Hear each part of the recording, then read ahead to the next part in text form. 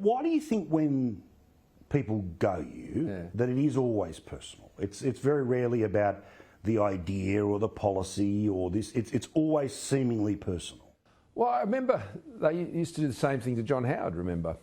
And so, you know, when you've got unemployment down to 4.2%, when you've got youth unemployment to under 10, you've got 220,000 trade apprentices in training, the highest level since 1963.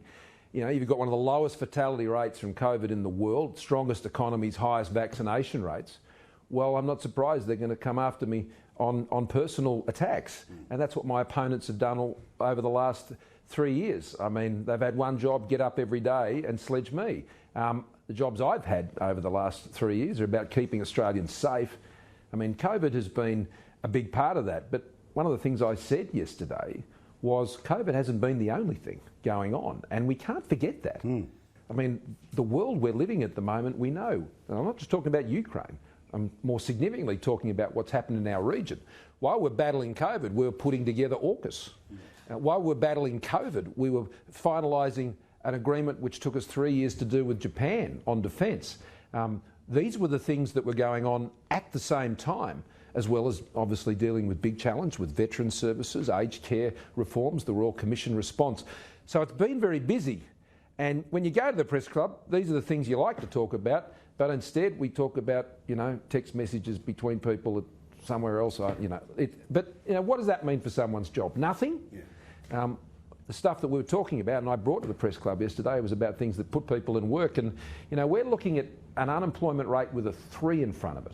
That hasn't happened for 50 years. So can you do that as well as eventual international border changes? Or is that something that can only happen when, you know, the February numbers come in and we're past the Omicron stuff? How do we get to 3? One of the things that has honestly kept inspiring me over the pandemic has been how quickly our economy has bounced back after each of these shocks, whether it was the initial waves, whether it was the lockdowns, whether it was, you know, what we're even experiencing now, and the resilience of the Australian economy. Now, that didn't happen by accident. When the pandemic hit, the Australian economy was strong. And we'd worked very hard to achieve that. And the balance sheet of the country, remember, we brought the budget back into balance and got there just before the pandemic hit. So that meant we could respond and invest. But the things we've invested in, not just keeping businesses alive and people in work, we've been investing in manufacturing capability. We've been investing in our defence capability. We've been investing in our agricultural sector and soils and these issues and making sure that our ag sector is doing well. We're investing in energy. We're building gas-fired power plants and Kurri.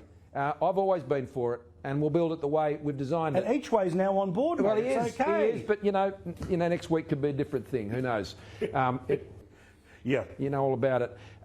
But all of these issues are building the economy.